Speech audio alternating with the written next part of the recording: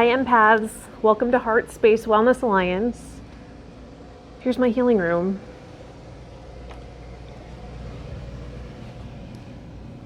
Let's get started. Hi empaths, welcome back to my healing space. We're going to get into another reading. Big shout out and thank you to all my personal clients, anyone who's donating, liking and subscribing to the channel. Thank you so much.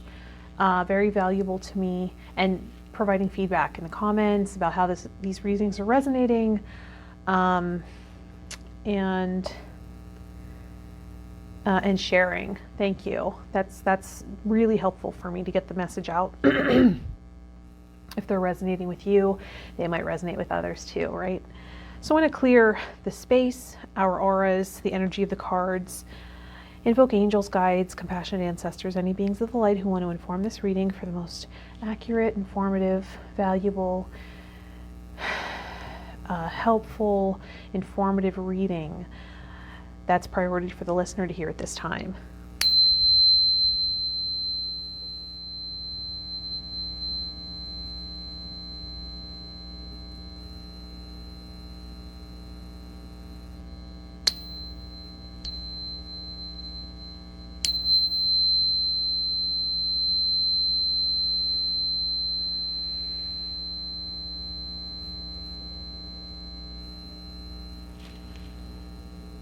Good.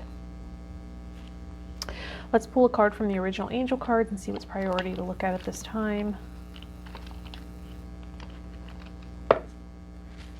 Exploration. I love this word. Exploration. Right? Where is it in life that we currently have like a rigid mindset or an attachment to how we want things to turn out? And how can we pull back a little bit into a state of wonder and curiosity as we explore how maybe something wants to manifest, or as a relationship potential reveals itself? Let's look at the oracle cards to see what exactly we're exploring here.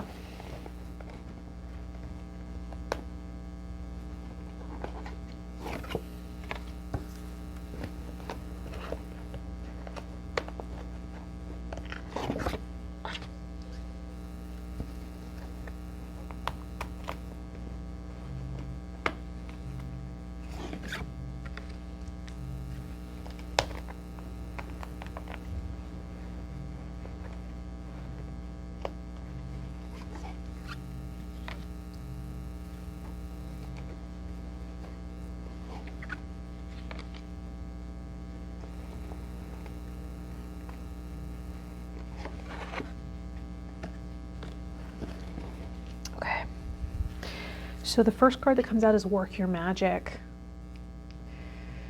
Work your magic. So this is about something you're manifesting, something you're wanting, and it looks like it could be money related, right? Paying off debt. The old weight and habit of debt is lifted from you and your life. Can you take that in as truth now? And how does that want to happen? Can you tune in right now to the stream of financial abundance that wants to flow in?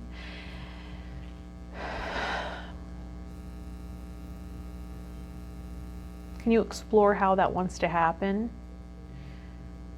Right? Because money's an energy, and we might have an idea that it has to come in this one way. But can we explore how it wants to come in? And as we're exploring, we might come in touch with some resistance, right? Some associations with obligation, with the duty, with giving out all of our vitality and life force, right? That we might have these unconscious associations that are preventing its steady flow into our lives. And as those things come in, we might also notice extraneous expenses that maybe we can limit, maybe we can get rid of. Things that really we no longer need, maybe we've invested, maybe they're recurring payments of some kind for services that we don't really use, right? So just getting in touch with that. And just sort of exploring from a curious state of wonder of how this wants to unfold. How does the payment of debt, paying off and eliminating all debt in your life, how does that want to play out, right? Maybe writing that out in affirmation every morning when you're doing your money affirmation, right? For me, I write out that how fulfilling my work is, how much joy it brings me, and how much I love it and how much it challenges me positively. But then I also put in that it rewards me and compensates me with more than enough money, right? To buy whatever I want, pay off my bills, pay off debt, create a cushy savings, and to thrive in the best location for me. So that might be part of your morning affirmation, and maybe also part of your morning meditation if that's something you partake in, exploring how the energy of money wants to come in. And listen, right? That's why I'm thinking it's also tuning in and meditating on this. Listen. It's one thing to put the signal out there, right? But also listen to the consciousness of money here. How does it want to enter your specific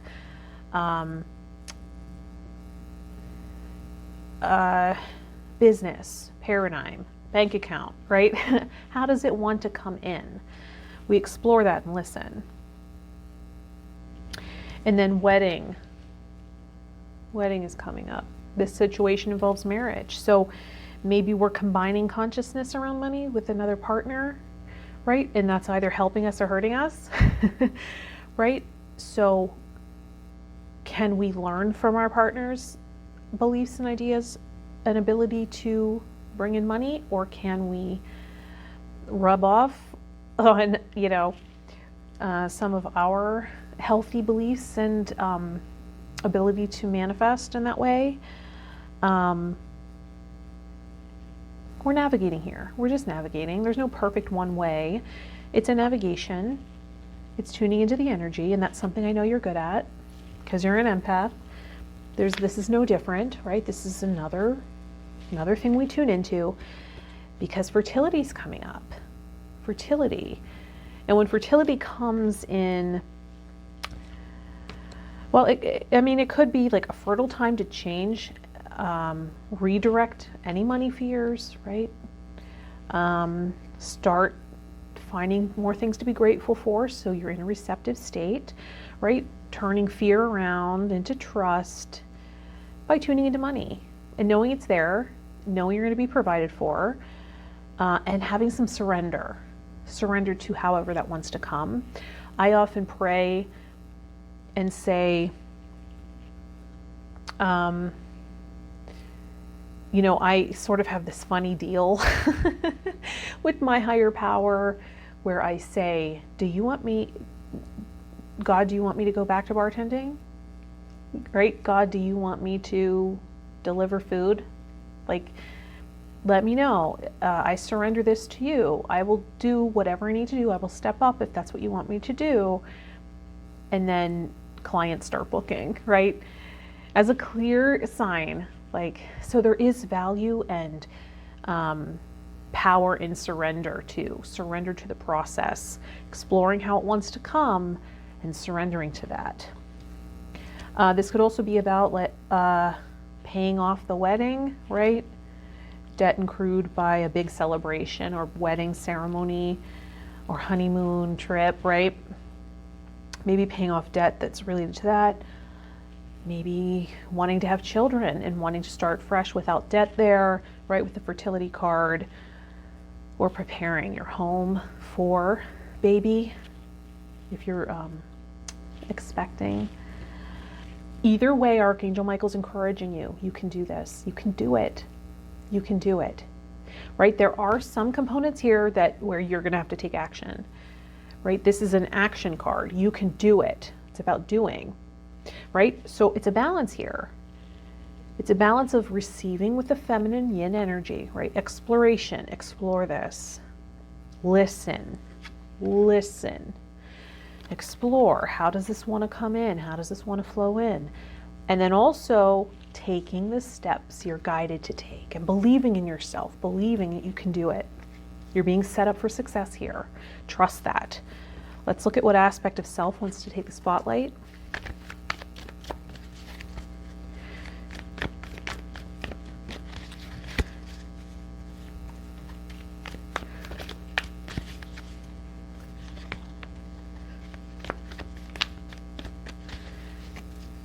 Working through fears, right? Sometimes we associate success with fear of engulfment, right?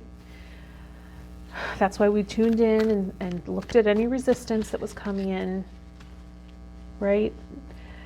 We fear abandonment, where all of our resources will be taken away. So know that those innate fears that we navigate on the daily, on the daily sometimes, are coming into play here around resources, finances. And can we put them in check? And trust that money wants to flow in. Our provision wants to happen. That we will be provided for here. And we have to open to it and take the steps that are necessary through our guidance system. Listening to our guidance system. What aspect of self?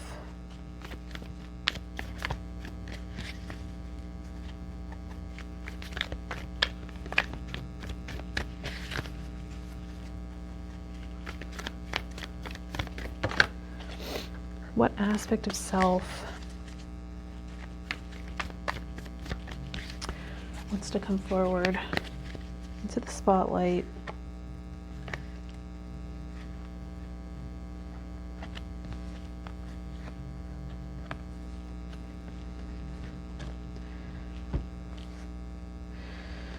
So 2, Don Juan, your inner Don Juan, which the light attribute is it spotlights your positive, seductive qualities. And then the shadow attribute, using the power of romantic attraction for private agendas.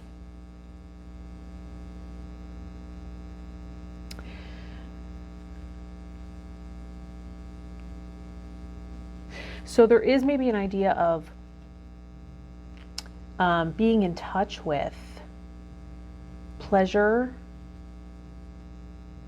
your ability to beckon things to you, right? Getting into more of that yin magnetic energy.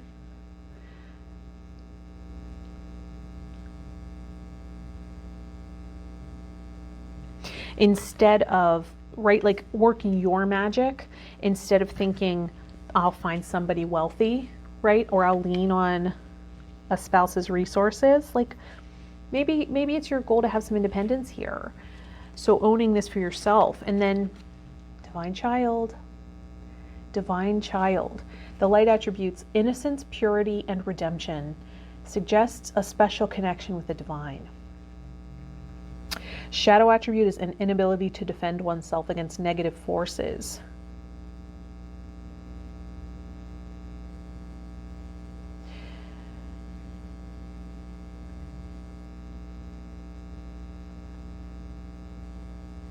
So maybe there is something about not owning part of yourself, and so it's a shadow aspect currently. It's a part of you that you're unconscious of, but it's still having an effect. It's still creating resistance or thwarting your ability to receive or send out the proper signal of what you're looking for. Or maybe your signal's really fuzzy. You're kind of haphazardly going through life and you aren't really sure what your financial goal is. Creating some structure there is important. So maybe part of the exploration will also be your needs, right? Adding up, how much do I pay out every month in bills, add in the debt, and then what am I currently bringing in, right? What am I currently netting that I have to give to that, and then what's the excess here? And how much can I put in savings? And if it's not enough to even pay the bills, we got to set a goal here. We got to set a marker, right? To give some structure here for co-creative forces. So what's the goal? Can we cut down any of the costs? And set the goal, set the structure, and then tune in and listen to how it wants to come in, right? Because like anything we're manifesting, we're going to be guided to those things that are in resistance. It could very well be connected to self-belief, belief in yourself. Earning potential is often connected to that self-image of being good enough, right? Believing in yourself. But remember, you can do this. Can we shift the self-image here to someone who's capable, someone who can handle it, someone who can manage it, someone who is badass, who can take this on, right? That's part of the Don Juan too. It's like, that's seductive, that quality of, I got this, right? That inner confidence, believing in yourself, right?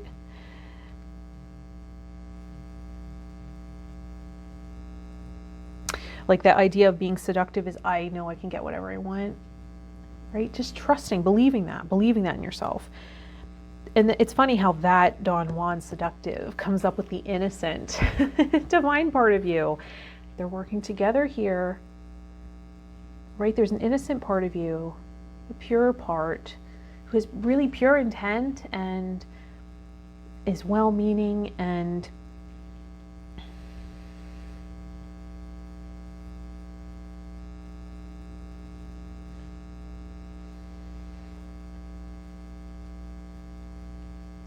this could also be about karmic debt, giving and receiving in relationship, karmic resolution, right?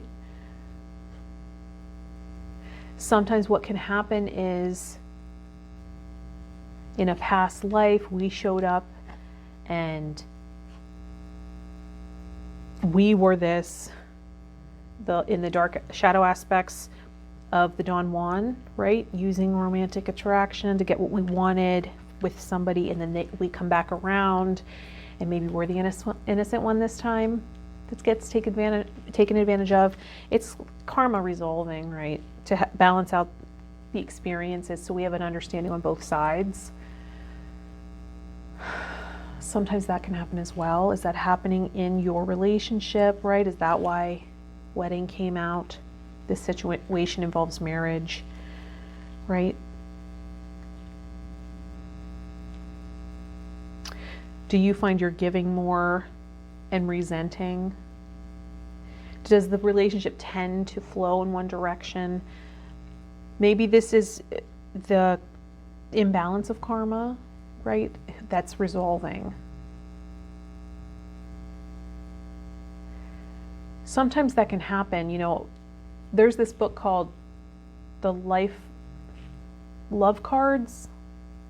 It's based on the card deck, right? And you can look and see all your love connections with someone in particular. There's the life cards, right? Which is like a yellow book. It's a big book. And then there's the life cards, or sorry, the love cards, right? Which assigns you a card based on your birthday. And then you can look up all of your karmic connections, right? With another person if you know their birthday. And you don't have to know birth time, birth year, or anything like that. Just their birthday. You can look up their card and see all the karmic connections you have. Sometimes it'll say in there, this is a situation where you're paying off a debt to them, right? You might feel you just want to give to this person because in a past life, there was some debt. Or they were giving to you. They helped you out in some way. There's also, I think it's called Love Connections. Cosmic Love.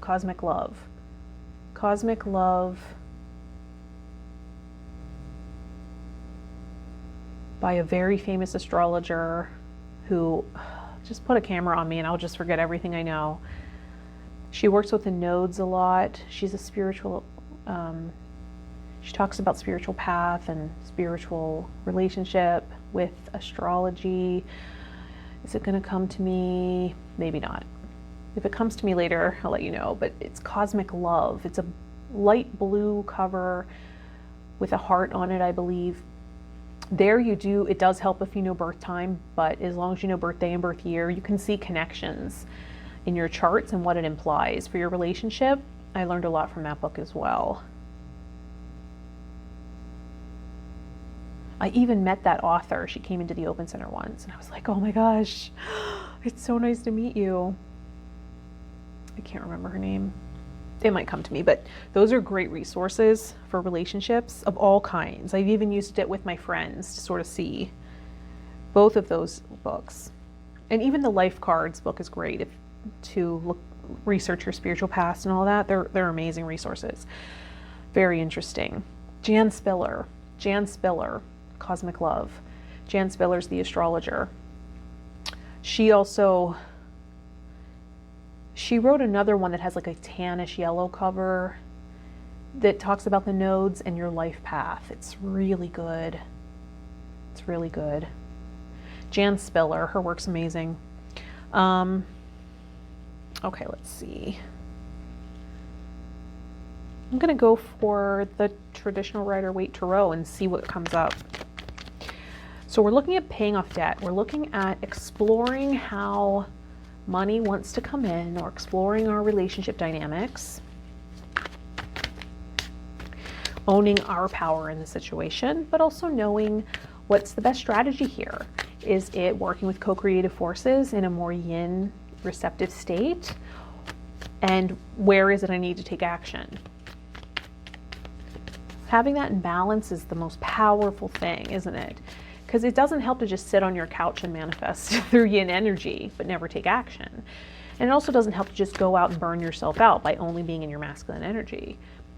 It promotes a balance for everybody, right? A balance for anybody is going to be the most powerful approach, right? Even men can benefit. Even someone who identifies as masculine can benefit from getting more in touch with their yin energy, so they're not hustling, so that they're creating this resonance for things, a magnetic pull, a magnetic force. And also for women, we're often a lot in our masculine, right? As we have a lot of male and even masculine women as role models for business coaches and things like that, where they're in a masculine approach. Nothing wrong with that, but can we balance that out? Because we can burn out, right? I learned that in New York City. I'm more powerful when I'm mostly doing feminine practices for manifestation that I learned through my, when you're on a spiritual path, tuning into energies, an empath, an artist, that's what you're doing. You're tuning into energies, but so that is a feminine approach. Speaking of which, hello, High Priestess. I'm not surprised anymore, but thank you for that. I'm not surprised, but thank you. I'm going to show gratitude for that. Put me in my receptive state. Because if you're only in your masculine energy, particularly as a woman, you're going to burn out. Trust me, I tried it. I tried it for you. I burnt out. It's much more powerful for me because I am more yin energy, actually. I feel like I can come across as masculine in a lot of ways, but I am mostly feminine. Like, I am a very feminine person. I can have masculine approaches at times, but I burn all the way out if I stay there too long. And it can be toxic, a toxic dynamic for me. So learning to manage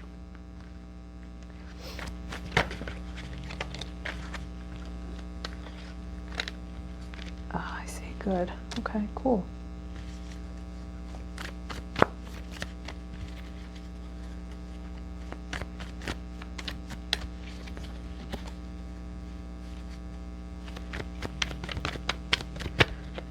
Is that the last card? Could very well be. I get the picture.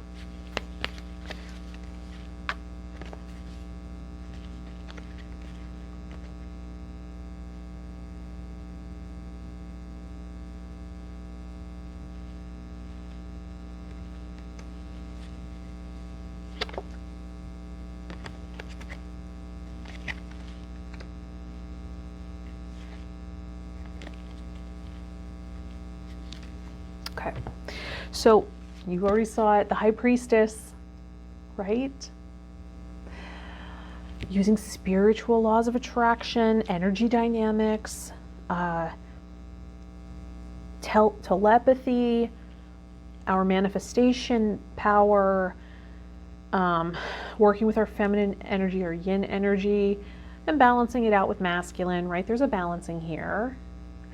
To manifest, to bring something into the world. The world card's next, right? This can be a cycle ending, right? So debt paid off could be the ending of a karmic cycle, right? Where you were in the giver position for a time to balance out a past life where you were the receiver. This could also be paying off those debts, right? To relieve some of that mental psychic tension of owing somebody. That can drive you mad, right? So ending that cycle.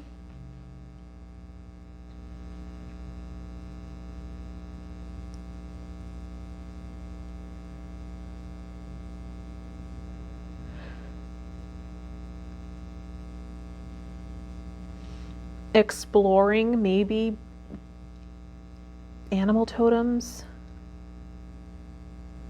as teachers for empowerment in this way, in this process, as you see all the animal totems here. And there is a face as well of another woman. It might be another archetype of self, another aspect of self, or a guide, right? Something guiding you.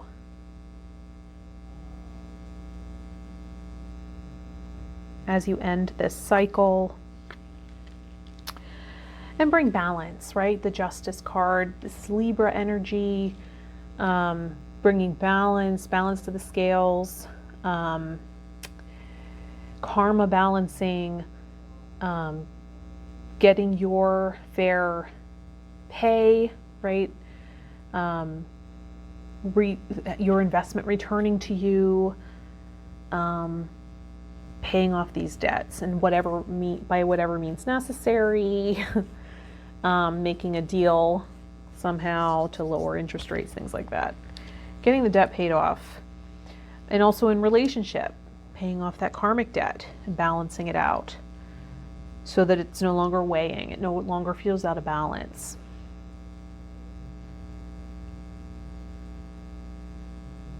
Because there might be a sense that it won't sustain if we stay in this dynamic.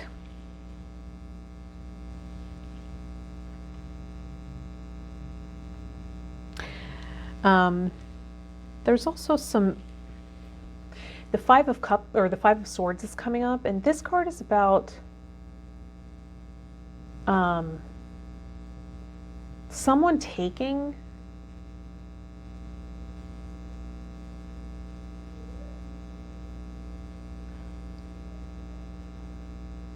someone stealing, right? Like being not having integrity, right? There's no winner here because this person, while they might look a little smug, they're all alone, right? And they can't carry all those swords themselves, so no one wins in this card. So there's a lose-lose situation here.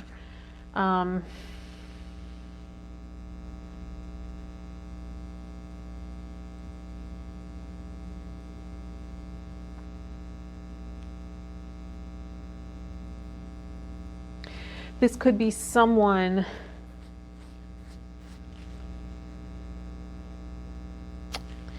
in the shadow aspect of Don Juan, even using the power of romantic attraction for private agendas, so they haven't been in integrity, right? And they're going around looking for innocent people.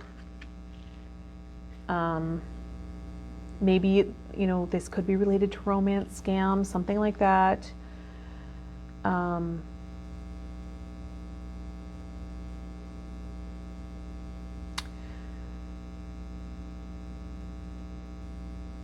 As someone manipulates you for money, something like that.